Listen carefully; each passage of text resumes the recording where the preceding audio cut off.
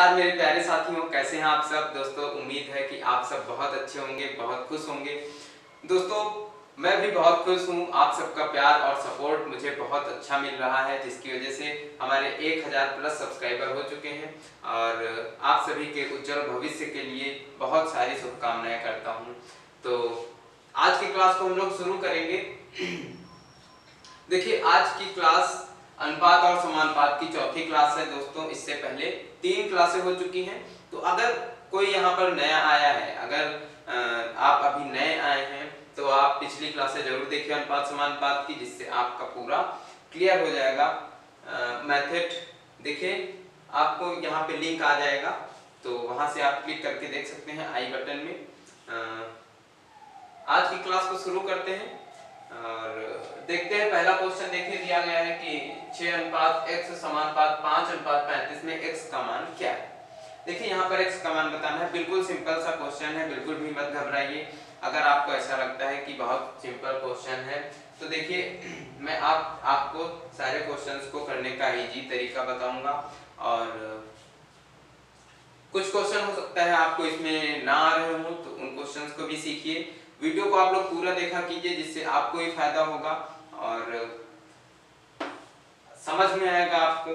ठीक, तो चलिए देखिए पहला क्वेश्चन जैसे दिया गया है, इसमें मैंने आपको बताया था जब पहली या दूसरी क्लास आई थी। तो चलिए एक बार फिर से बता देता हूँ कि जब भी होता है A अनुपात B समानुपात C अनुपात D, जब भी ऐसी कंडीशन होती है, इसका मतलब क्या होता है कि A और B का अनुपात, A और B का अनुपात, A अनुपात B, यानी A इसको क्या लिख सकते हैं, A बटे B लिख सकते हैं, बराबर है C और D के अनुपात के। इसका मतलब सीधा सीधा यही होता है। ये मैंने आपको पिछली कक्षाओं में भी बताया हुआ है। तो जब ये है इसका मतलब, तो यहाँ से देखिए आप जब इसका तिर्यक गुणा करेंगे तो क्या हो जाएगा, AD बराबर BC, क्या हो जाएगा, AD बराबर BC हो जाएगा।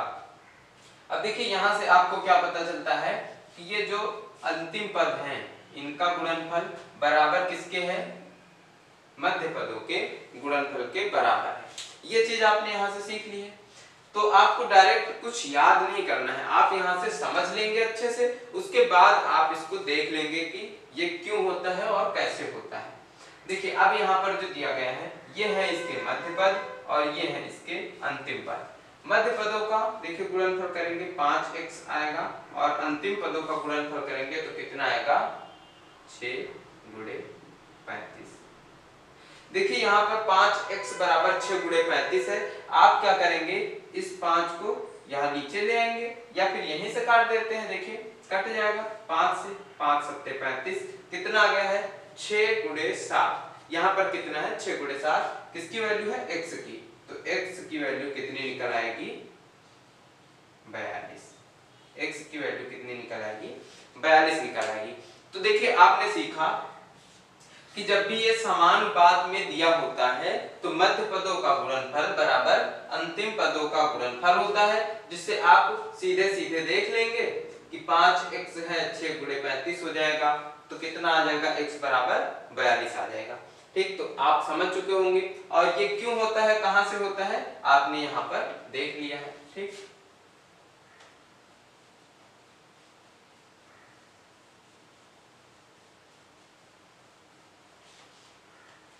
चलो अब अगले क्वेश्चन की बात करेंगे। अगला क्वेश्चन देख लेते हैं। देखिए अगले क्वेश्चन में दिया गया है कि 16 तथा 24 का तृतीय अनुपाती क्या होगा। देखिए इस तरह के क्वेश्चन मेरे दोस्त बहुत आते हैं परीक्षाओं में, तृतीय अनुपाती, मध्यमानुपाती, चतुर्थानुपाती, और इनमें कंफ्यूजन बहुत रहता है कि किसमें कौन सा फार्मूला लगेगा, क्योंकि आपको सीधे सीधे फार्मूला बताया जाता है और फिर आप फार्मूलों में कंफ्यूज हो जाते हैं। तो मैं आपको फार्मूला याद रखने का एक तरीका बता देता हूँ। देखिए तरीका क्या है, पूरा वही मेथड है कि फार्मूला ये निकला कहां से है। मैं आज आपको वो बताने वाला हूं कि ये फार्मूले जो इसके निकलते हैं वो कहां से निकलते हैं। फिर आप चाहे तो फार्मूले निकाल सकते हैं और चाहे तो याद रहे अगर, तो बहुत अच्छी बात है, याद रहेगा तो आप तुरंत कर ले जाएंगे। देखिए जब दो, मतलब जब मध्यमानुपाती या तृतीय अनुपाती दो या तीन संख्याओं की बात हो रही होगी। जैसे मध्यमानुपाती होगा तो दूसरी संख्या होगी, दो संख्याएं आपको दी जाएंगी और तीसरी संख्या आपसे मध्य वाली पूछी जाएगी। जब तृतीयानुपाती की बात होगी तब भी आपको दो संख्याएं दी जाएंगी और आपसे तीसरी संख्या पूछी जाएगी। तो वहां पर क्या होगा, तीन संख्याएं टोटल रहेंगी, मतलब दो संख्याएं दी जाएंगी और तीसरी संख्या आपसे पूछी जाएगी, वो कोई भी हो। तो क्या होगा, ए अनुपात बी अनुपात सी। ये होता है अनुपात, ए अनुपात बी अनुपात सी। इसमें क्या रहता है, आपको ए और सी दे दिया गया, पूछा गया मध्यमानुपाती क्या होगा, ए और बी दे दिया गया, पूछा गया तृतीयानुपाती क्या होगा, बी और सी दिया जा सकता है, पूछा जा सकता है प्रथमानुपाती क्या होगा। तो इसको कैसे निकालेंगे, इसका देखिए निकालने का तरीका सिंपल सा ये है कि ए अनुपात बी अनुपात सी को आप क्या लिख सकते हैं, इसको क्या लिखा जा सकता है, ए अनुपात बी समानुपात बी अनुपात सी। इसको ए अनुपात बी समानुपात बी अनुपात सी लिखा जा सकता है। ठीक, तो यहां से क्या करेंगे, देखिए वही चीज लगाएंगे, मध्य पदों का गुणनफल बराबर किसके होता है, अंतिम पदों का गुणनफल। कितना हो जाएगा, बी स्क्वायर बराबर ए इंटू सी। बी स्क्वायर बराबर ए सी हो गया है। अब अगर आपसे मध्यानुपाती पूछा जाता है तो आप क्या करेंगे, b बराबर अंडर रूट ए सी, b बराबर अंडर रूट ए सी देखिए आ गया है। अगर आपसे प्रथमानुपाती पूछा जाता है a, तब आप क्या करेंगे, b स्क्वायर बटे c। और अगर आपसे तृतीयानुपाती c पूछा जाता है तब आपका क्या करेंगे, b square upon a, b square बटे ए कर देंगे। तो देखिए यहां से ये सारे फार्मूले निकल कर आ जाते हैं जब प्रथमा द्वितीय और तृतीय अनुपाती पूछा जाता है दो संख्याएं दे करके। ठीक है, तो यहां से आपने ये सारी चीजें सीखी। अब चतुर्थानुपाती में क्या होगा ये देख लीजिए। जब चतुर्थानुपाती पूछा जाता है तो उसमें आपको तीन संख्याएं दी जाती हैं, आपको तीन संख्याएं दी जाएंगी और पूछा जाएगा कि इसका चतुर्थानुपाती क्या होगा। या फिर अगर आपको तीन संख्याएं दे दी जाए और फिर पूछा जाए कि इसका तृतीयानुपाती क्या होगा, मतलब आपको ए बी और डी दे दिया जाए, सी के बारे में पूछा जाए, तो देखिए क्या होता है फार्मूला, ए अनुपात बी समानुपात सी अनुपात डी। ये आपकी चार संख्याएं हैं जिनमें से आपको कोई भी तीन संख्याएं दी जा सकती हैं और आपसे किसी भी चौथी संख्या के बारे में पूछा जा सकता है। तो मान लीजिए आपसे चौथी संख्या के बारे में पूछा जाए, डी के बारे में पूछा जाए, क्योंकि ऐसे क्वेश्चन में ज्यादातर चतुर्थानुपाती पूछा जाता है। तो आप क्या करेंगे, बी सी बराबर ए डी। बी सी किसके बराबर है, ए और डी के बराबर है। तो आप डी पूछा गया है, डी बराबर निकाल लेंगे, कितना आ जाएगा, बी सी बटे ए। आराम से निकल आए हैं और यही इसका फार्मूला हो जाएगा, यही इसका फार्मूला हो जाएगा। तो अगर आपको ये फार्मूला डायरेक्ट नहीं याद है तो आप जो आपको संख्याएं दी जाएंगी उन संख्याओं को इस फॉर्म में लिख सकते हैं, लिख सकते हैं कि नहीं लिख सकते हैं। जो भी संख्याएं आपको दी जाएंगी आप उन संख्याओं को इस फॉर्म में लिख लेंगे और उसके बाद गुणा करके और भाग करके निकाल लेंगे। जरूरी नहीं है कि आपको इसी फॉर्म में ये फार्मूला याद हो, इससे भी आप बिल्कुल आसानी से बहुत जल्दी कर सकते हैं। ठीक है, तो अब आपको ये फार्मूले याद करने की कोई जरूरत नहीं है कि आप डायरेक्ट याद रखें कि d बराबर बी सी अपान ए या फिर b बराबर अंडर रूट ए सी, ये सब आपको याद करने की जरूरत नहीं है। आप बस इसी फॉर्म में रख करके सारे क्वेश्चन को सॉल्व कर सकते हैं अगर आप चाहें तो।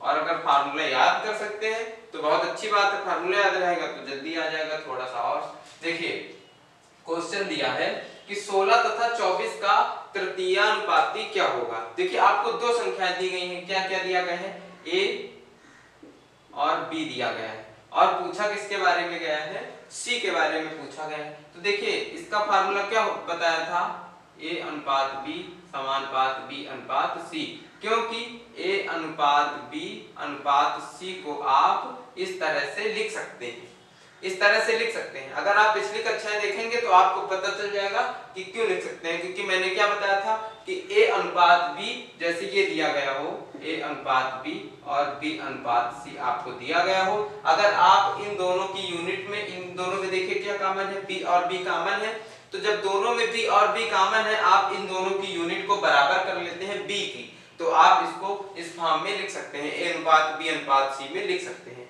तो यहाँ पर देखिए जो b रहेगा वो तो दोनों जगह पर सेम रहेगा, यहाँ पर भी सेम रहेगा, यहाँ पर भी सेम रहेगा, तो इसको आप इस तरह से भी लिख सकते हैं। ठीक है, चलिए अब देखिए तृतीयानुपाती आपसे पूछा गया है। अगर आप सीधे फार्मूले से लगाते तो क्या करते कि c बराबर b स्क्वायर, b क्या है 24, तो क्या कर लेते 24 गुणे 24 बटे a कितना है 16, तो देखिए 4 से काट देंगे आप 6, फिर इसको भी 4 से 6 कितना आ जाएगा 36, आंसर आ जाएगा। लेकिन मान लो आपको फार्मूला नहीं ध्यान आता है, नहीं याद आता है, तब आप क्या करेंगे, a कितना है 16 है और देखिए b कितना है 24 है, समानुपात 24 अनुपात c। अब जब आप ये लिख लेंगे तब भी तो देखिए वही आ जाएगा ना, वही बन के आ जाएगा, देखिए वही बन के आ जाएगा यहाँ से कि 24 और 24, तो यहाँ से क्या आ जाएगा 16c बराबर 24 गुणे 24। तब भी आप इस 16 को नीचे रख सकते हैं या फिर आप यहीं से काट दीजिए, 4 छक्का 24, फिर 4 छक्का 24, c बराबर कितना आ जाएगा 36 आ जाएगा। तो आपको यहाँ से क्या पता चला कि आप फार्मूला ना भी याद करें तब भी आपका काम चल सकता है, बस आपको ये मेथड पता होना चाहिए कि ये क्यों होता है, आपको ये चीज पता होनी चाहिए कि ये फार्मूला निकल के कहां से आया है। तो आज आप सीख चुके हैं कि ये फार्मूला कहां से आया है। ठीक है, चलो अब अगला क्वेश्चन देखते हैं। अगला क्वेश्चन देख के दिया गया है 6 तथा 54 के बीच मध्यानुपाती क्या होगा। यहाँ पर देखिए आपको a दिया गया है और c दिया गया है, पहली संख्या दी गई है और तीसरी संख्या दी गई है, आपसे मध्यानुपाती यानी बीच वाली दूसरी संख्या पूछा जा रहा है। आपको a और c दे दिया गया है और क्या पूछा जा रहा है, मध्यानुपाती क्या होगा। देखिए मध्यानुपाती का क्या सूत्र होता है, b बराबर अंडर रूट ac। आप चाहे तो उस तरह से भी लगा सकते हैं, तो मैंने आपको फार्मूला भी बता दिया है, आप फार्मूले से भी लगा सकते हैं। देखिए b बराबर अंडर रूट ac दिया गया है, a क्या है ये है और c क्या है ये है। जब इसको अंडर रूट में करेंगे तो कितना हो जाएगा अंडर रूट 6 इंटू 54। अब देखिए आपको यहाँ पर 6 से 54 को गुणा करने की जरूरत नहीं है कि पहले आप 6 से 54 को गुणा करें फिर बड़ा सा जो निकल के आएगी संख्या उसका आप अंडर रूट निकालें। आप इसको सीधे सीधे देखिए क्या लिख सकते हैं, जब आपको सरलीकरण में पढ़ाऊंगा तो ये सारी चीजें मैं आपको सिखाऊंगा कि कैसे आप बहुत आसानी के साथ किसी भी संख्या का सरलीकरण कर सकते हैं। ठीक है, देखिए आप क्या लिख सकते हैं, इसको 54 को 6 गुणे 9। अब देखिए 6 और 6 का यहाँ पर गुणा हो रहा है, मतलब ये अंडर रूट के बाहर आएगा तो कितना बचेगा 6 बचेगा, और 9 को अगर अंडर रूट से बाहर लाएंगे तो कितना हो जाएगा 3। अब देखिए कितना आ गए हैं 18, तो आपकी b की वैल्यू कितनी आ जाएगी 18 आ जाएगी। तो उम्मीद है आप समझ रहे होंगे, आपको अच्छे से समझ में आ रहा होगा। अगर समझ में आ रहा है तो लाइक कर दीजिए और शेयर भी कर दीजिए, 2-4 लोगों के पास तो शेयर कर ही दीजिए कम से कम।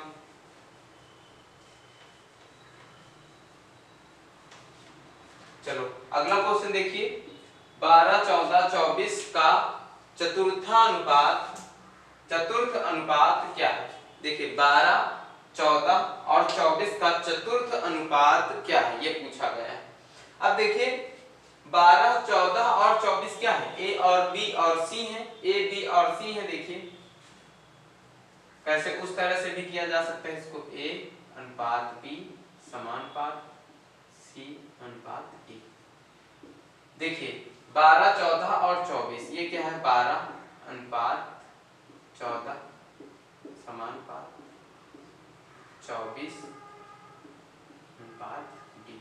आपसे ये d की वैल्यू पूछी गई, चाहे वो इस तरह से लिख देता। मैंने पहला क्वेश्चन क्यों लिया, जिससे आपको पता चल जाए कि जैसे ये पूछता है कि इसमें विलुप्त पद क्या होगा, इसमें x का मान क्या होगा, उसी तरह से ये क्वेश्चन भी है। इसमें भी आपसे अब जैसे d की वैल्यू पूछ ली गई है, तो अब आप बता सकते हैं कि नहीं बता सकते हैं। तो बस इतना ही आसान है ये चतुर्थानुपात निकालना। इसके लिए आप क्या करेंगे, इन दोनों का गुणा किया 14 गुणा 24 और 12 से देखिए भाग कर देंगे बराबर d। यहाँ पर कितना हो जाएगा 12d हो जाएगा, फिर 12 चला जाएगा नीचे, तो d बराबर कितना हो जाएगा 14 गुणा 24 बटे 12 हो जाएगा। इसको काट देंगे 12 से 2 तो कितना हो जाएगा 28, d बराबर 28, यही आपका आंसर हो जाएगा। तो देखिए आप समझ रहे हैं ना कि किस तरह से आपको क्वेश्चन करना है। अगर आपको फार्मूला डायरेक्ट याद होता तो आप क्या करते हैं, d बराबर कितना किया, d बराबर b और c बटे a, d बराबर क्या हो जाएगा bc बटे a, ठीक समझ गए। और अगर फार्मूला नहीं आता है तो बस आपको इतना सा ये लिखना है, जो थोड़ा सा एक्स्ट्रा हो जाएगा, इसको लिखने में आपको जितना टाइम लगेगा बस उतना ही टाइम आपको ज्यादा लग सकता है, ठीक है। चलिए, लेकिन इसमें आपको फार्मूले में कोई कंफ्यूजन नहीं होगा, इसलिए हमेशा आपका क्वेश्चन आंसर 100% सही रहेगा। अब देखिए इन क्वेश्चंस को देख लेते हैं। इनमें देखिए पहला क्वेश्चन इन दोनों में दिया गया है कि एक कनस्तर में 3:1 के अनुपात में 36 लीटर दूध है तथा पानी का मिश्रण है। अच्छा, दूध और पानी का मिश्रण है 3:1 के अनुपात में 36 लीटर मिश्रण है टोटल। अब कनस्तर में 15 लीटर दूध और मिला दिया जाए तो मिश्रण का नया अनुपात क्या होगा। अब उसमें पानी और दूध का कितना मिश्रण बचेगा अगर उसमें 15 लीटर दूध और मिला दिया जाए तो, ये क्वेश्चन आपको करना है। देखिए इसमें पहले मिश्रण कितना दिया गया है 36 लीटर, मिश्रण कितना दिया गया है 36 लीटर और उसका अनुपात कितना दिया गया है 3:1, अनुपात 3:1 दिया गया है और मिश्रण पूछा जा रहा है। देखिए दूध तथा पानी का मिश्रण है पहले बोला जा रहा है, तो ये जो 3 होगा ये क्या होगा आपका दूध और ये क्या होगा पानी। क्या बोला गया है कि दूध और पानी का अनुपात, अगर पानी और दूध का बोला जाता तो 3 पानी हो जाता है 1 दूध हो जाता है, ये कंफ्यूजन आप दूर कर लीजिए। जैसे दूध और पानी का बोला गया तो दूध होगा पहले वाला और पानी होगा बाद वाला, तो 3:1 क्या हो गया दूध और पानी का अनुपात हो गया, ठीक। और है टोटल कितना ये 36 लीटर है, तो अगर इसकी यूनिट को जोड़ा जाए कितना आ जाएगा 4 और ये कितना है 36 लीटर, ये जो इसका अनुपात आया है ये 4 किसके बराबर है 36 के बराबर, तो मतलब एक यूनिट किसके बराबर होगा 4 नहीं है 36। अब देखिए 4 यूनिट बराबर है 36 लीटर के, तो एक यूनिट किसके बराबर होगा 9 लीटर के, कितना हो जाएगा 4 9 36, तो एक यूनिट बराबर 9 लीटर के। अब देखिए यहाँ पर दूध कितना हो जाएगा 3, कितना 3, जब एक 9 लीटर के बराबर है तो 3 यूनिट कितने के बराबर होगा 27 लीटर दूध हो जाएगा। और पानी कितना हो जाएगा 9 लीटर, पानी 9 लीटर है और दूध है 27 लीटर, लेकिन क्या बोला गया है कि 15 लीटर इसमें दूध और मिला दिया जाए। ये जो 27 लीटर दूध है इसमें आपका 15 लीटर दूध और मिल जाएगा, कितना हो जाएगा 7 5 12 4 42 हो जाएगा, अनुपात 9। अब देखिए ये 3 से कट जाएगा, क्योंकि अनुपात का मतलब क्या होता है कि ऐसी दो संख्याओं का अनुपात का मतलब होता है कि यहाँ पर वो संख्याएं बचनी चाहिए जो फिर एक दूसरे से न कट रही हो।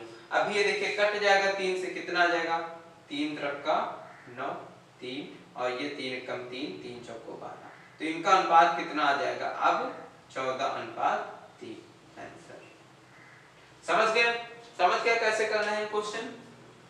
चलिए अब अगला क्वेश्चन देखेंगे और फिर आपको और अच्छे से समझ में आ जाएगा।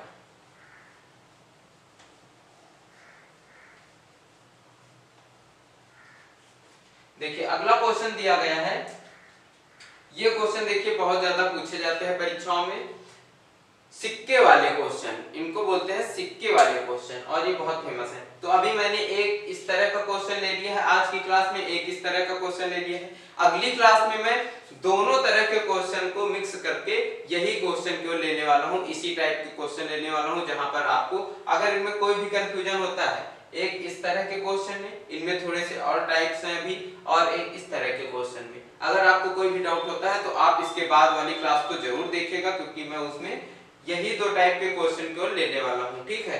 तो चलिए एक क्वेश्चन इस तरह का आज देख लेते हैं कि एक संदूक में 1 रुपए 50 पैसे और 25 पैसे के सिक्के हैं जो 3:2:5 के अनुपात में है, जिनका योग 252 रुपए है। संदूक में 25 पैसे के सिक्कों की संख्या कितनी है, ये आपको बताना है। अब देखिए जो आपके पास सिक्के हैं वो 1 रुपए 50 पैसे और 25 पैसे के हैं और अनुपात दिया गया है। जब अनुपात दिया जाएगा तो आप यहाँ पर यूनिट भी सेम कर लेंगे। सबसे पहली चीज आप क्या देखेंगे, सबसे पहली चीज आप देखेंगे यूनिट। अब देखिए यहाँ पर 1 रुपए है और यहाँ पर 25 पैसे और 25 पैसे हैं, 50 पैसे और 25 पैसे हैं। तो आप 1 रुपए को भी अगर पैसों में चेंज कर लेंगे तो वो कितने हो जाएंगे, 100 पैसे हो गए, 50 पैसे के हो गए सिक्के और 25 पैसे के हो गए, तीनों सिक्के हो गए। और तीनों का अनुपात कितना है, 3:2:5। ये इनका अनुपात है, इस अनुपात में ये है। तो अगर देखा जाए तो 100 के कितने सिक्के होंगे, आप कह सकते हैं कि 3 यक्ष सिक्के होंगे। कुछ सिक्के होंगे जो 3 के गुणज में होंगे, जो 3 के गुणे में होंगे, कुछ ऐसे ही सिक्के होंगे। और ये जो है 50 पैसे के, ये किस में होंगे, 2 के गुणज में होंगे, तो इनको कह देंगे 2 यक्ष। और ये 25 पैसे वाले 5 यक्ष। समझ गए, ये होंगे 3 के गुणज में, ये होंगे 2 के गुणज में, ये होंगे 5 के गुणज में। तो इन सिक्कों को हमने मान लिया कि ये 3 यक्ष सिक्के हैं, ये 2 यक्ष हैं, ये 5 यक्ष हैं। ये क्या है, सिक्कों की संख्या है, ये सिक्कों की संख्या है। अब देखिए 100 के, अगर 100 पैसे के 3 यक्ष सिक्के हों तो वो टोटल कितने रुपए हो जाएंगे। जैसे आपसे बोला जाए कि आपके पास 1 रुपए के 3 सिक्के हैं तो आपके पास टोटल कितने रुपए होंगे, तो आप क्या करेंगे, 3 एक कम 3, आप बोलेंगे 3 रुपए हैं। तो इसी तरह से जब इनको गुणा किया जाएगा कितना हो जाएगा, 300 यक्ष। तो टोटल निकल आएंगे कि इसके पास कितने रुपए हैं, 300 यक्ष रुपए हैं। प्लस जोड़ लिया, 5 दूनी 10, 100 यक्ष। कितने रुपए हैं, 100 यक्ष रुपए हैं। फिर इसको भी 25 पंचे 125 यक्ष, इसको भी जोड़ लिया। अब इन सबको जोड़ लिया है तो इसके पास क्या निकल कर आ गया है कि इसके पास कितने टोटल रुपए हैं, जितने भी टोटल रुपए होंगे उनकी संख्या निकल कर आ गई है। तो देखिए टोटल रुपए आपको क्वेश्चन में दिया गया है। टोटल रुपए कितना दिया गया है, जिनका योग कितना है, 252 रुपए है। टोटल योग कितना दिया गया है, 252 रुपए आपको दिए गए हैं। अब आप इन सबको ऐड कर लेंगे, ऐड करेंगे तो कितना आ जाएगा, 3 1 4 1 5, 525 x बराबर। अब देखिए ये दिए गए हैं 252 रुपए और आपने इन सबको किसमें चेंज किया, पैसों में। आपने इन सबको किसमें चेंज कर लिया है, पैसों में। तो ये रुपए में दिए गए हैं, इनको भी आप पैसों में चेंज कर लेंगे। इनको जब पैसों में चेंज करेंगे तो क्या करेंगे, 100 से गुणा कर देंगे, मतलब इसमें 2 जीरो आगे बढ़ा देंगे, ये भी बन जाएंगे पैसे, ये भी बन जाएंगे पैसे। अब यहां से आपकी x की वैल्यू निकल आएगी। देखिए कैसे निकलेगी, 25 से काट दिया जाए तो कैसे कटेगा, 25 दूनी 50 और 25 एकम 25, 21x बराबर 25 एकम 25 और डबल जीरो 25 अट्ठे 200। अब देखिए ये 21 है, अब इसको 7 से काट दिया जाए, 7 21 7 एकम 7 3 7 चौको 28 7 चौको 28। तो x की वैल्यू यहाँ से कितनी निकल कर आ जाएगी, 48। x की वैल्यू कितनी निकल कर आ गई है, 48 निकल कर आ गई है। और क्या पूछ रहा है कि 25 पैसे के सिक्कों की संख्या क्या है, 25 पैसे के कितने सिक्के हैं इसके पास। x की वैल्यू निकल कर आ गई है 48 और यहाँ पर देखिए सिक्कों की संख्या आपने देखा किसके, 25 पैसों की, तो कितनी है 5x। x बराबर 48 है तो 48 को 5 से गुणा कर देंगे, कितना हो जाएगा, 5 अट्ठे 40, 5 चौको 20 4 24। तो ये किसके बराबर हो जाएगा, 240 के। तो आपके 25 पैसों की संख्या कितनी निकल कर आ गई, 25 पैसे के जो सिक्के थे उसके पास वो कितने सिक्के थे, 240 सिक्के थे। अगर वो पूछ लेता 50 पैसे के कितने सिक्के थे तो 48 का 2 से गुणा कर देते, कितना आ जाता, 96, ये हो जाता। और अगर पूछ लेता कि 100 पैसे के कितने सिक्के थे, तब कितना हो जाता, 3 अट्ठे 24, 2 3 चौको 12, तो 154। तो आपसे कोई भी सिक्का पूछता तो आप बोल देते ये कि इसके 240 होंगे, इसके 96 होंगे और इसके 144 होंगे। अगर आपसे पूछ लेता कि टोटल उसके पास सिक्के कितने होंगे, तो आप चाहे तो ऐसे कर सकते थे 3 2 5 5 10, मतलब 480 सिक्के इसके पास टोटल होंगे, या फिर आप इन सबको जोड़ देते तो 6 4 10, तब भी 480 आ जाएगा। तो आप यहाँ से समझ गए हैं कि इस तरह के क्वेश्चन को कैसे लगाना है। इस तरह के क्वेश्चन में अगली क्लास में और अच्छे से आपको समझाऊंगा, जहां पर थोड़े से ज्यादा क्वेश्चन होंगे, 2-3 क्वेश्चन मैं ले लूंगा इस तरह के, और 2-3 क्वेश्चन इस तरह के ले लूंगा जिसमें आपको बहुत अच्छे से समझ में आने वाला है। तो इसके बाद वाली क्लास जरूर देखिए आप लोग। और अगर आप लोग अभी तक क्लास को देख रहे हैं तो आप लाइक करके ही जाइएगा, और चैनल को अगर सब्सक्राइब नहीं किया है तो सब्सक्राइब भी जरूर करिए, साथ ही शेयर कर दीजिए चैनल को, शेयर भी किया कीजिए आप लोग चैनल को। जितने भी प्लेटफॉर्म है आपके पास, व्हाट्सएप में ग्रुप होंगे जहां पर आपके दोस्त ऐड होंगे, तो उनके पास आप शेयर कर सकते हैं, फेसबुक में शेयर कर सकते हैं, टेलीग्राम में शेयर कर सकते हैं, तो आप लोग शेयर जरूर कीजिए। ठीक है, फिर मिलते हैं अगली क्लास में इन क्वेश्चंस के साथ। अगली बार वाली क्लास में आपको ऐसे क्वेश्चन देखने को मिलेंगे, तो आप जरूर देखिए उस क्लास को। ठीक है, फिर मिलेंगे अगली क्लास में, तब तक के लिए नमस्कार, धन्यवाद।